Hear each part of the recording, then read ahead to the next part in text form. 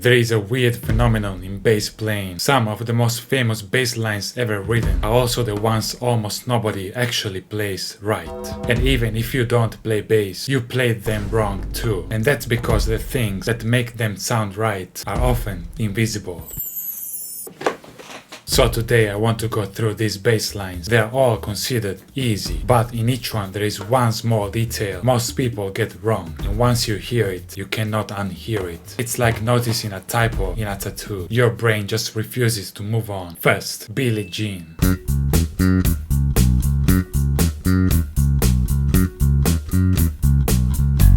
That's how most people play it. But if you go back to the original recording, you will notice something interesting.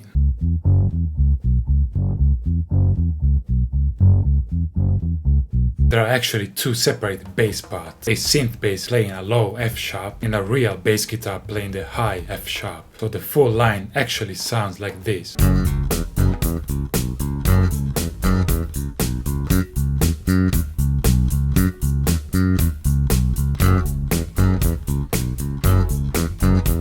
Much harder to play, but that low note is what gives the line its weight. Without it, the bass line still works, but it sounds like it skipped like day. Next, Feel Good Inc. This bass line is simple.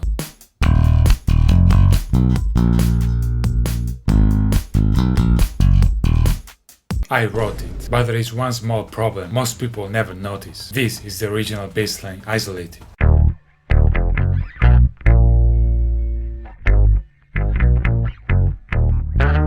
If you try to play it along with the track, it always feels slightly off.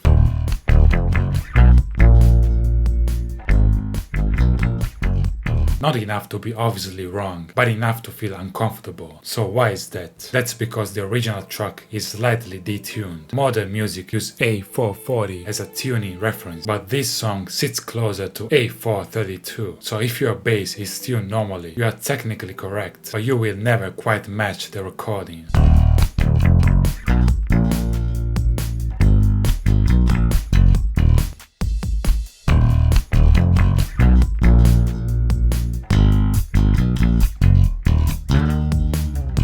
It's one of those situations where you are doing everything right and still feel like you are failing, which is basically adulthood. Okay, before we continue, let me ask you something. Imagine this: you buy a beautiful bass, expensive, smooth, perfect, and then you leave it alone in a room with a guitarist.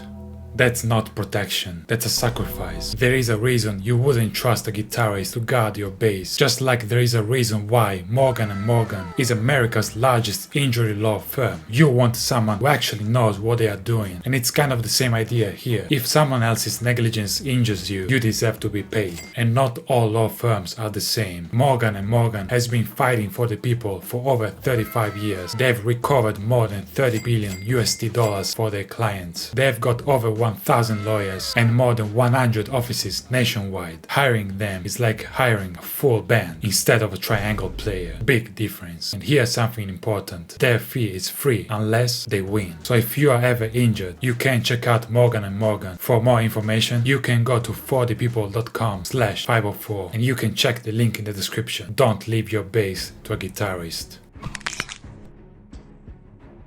Next, Seven Nation Army.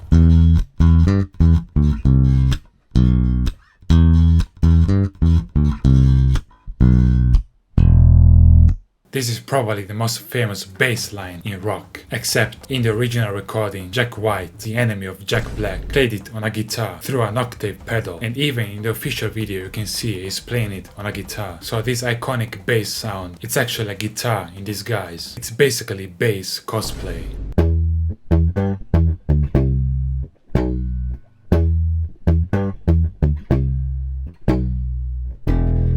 But there is one other detail that most people miss. In the chorus of the original song, there is no bass at all. The riff disappears and it's just guitar chords. People keep playing the riff even throughout the chorus, which makes sense logically, but it's not the actual song. Next, Under Pressure. Everybody knows this line.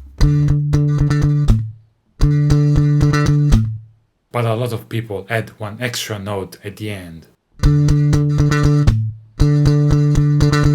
And that extra note doesn't come from Queen, it comes from another song, Ice Ice Baby. Over time, these two versions kind of merged in people's memory. Ding ding ding diggy ding ding. Ding ding ding diggy ding ding.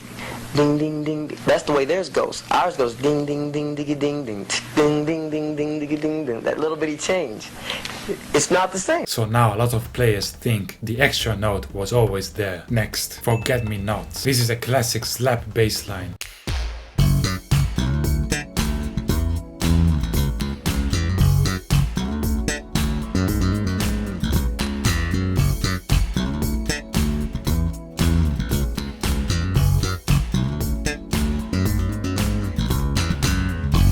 And that's how most people play it. But in the original recording, the bassist uses almost exclusively the thumb.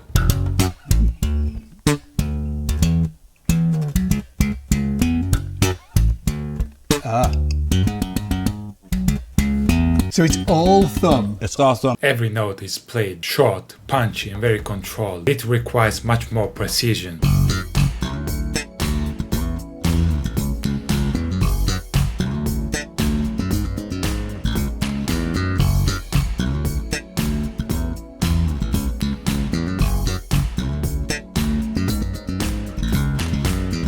And if you keep playing it the right way, it will feel like your thumb just got a gym membership. Next, Come Together. This is another bass line that almost everyone learns at some point. Most people play it like this.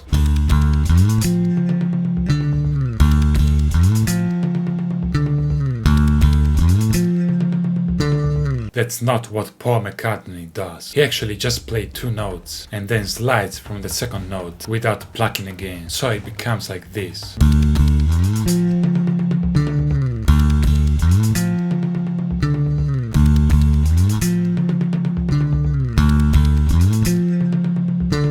I know it's a very subtle difference, but this video is the equivalent of the actually emoji, so that's why I put this bassline in. And least but not least, Smoke on the Water. Now we have to talk about the most famous riff in the history of music. If you walk into any guitar store in the world, you will hear this within 30 seconds.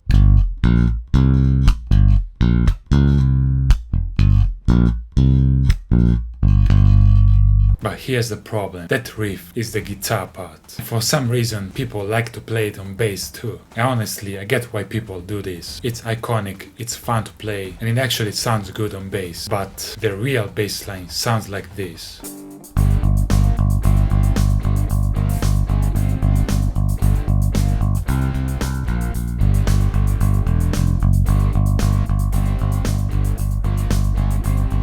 Just G. It's probably one of the most boring bass lines. I don't blame any bass player for playing the guitar part on bass. Sometimes the wrong bass line is just more fun. So what all these bass lines have in common is that the difficulty is not in the notes, it's in the details. And that's why the easiest bass lines are often the ones nobody actually plays right. Because the hard part is not learning the notes, it's learning the truth behind them. And sometimes the truth is embarrassing.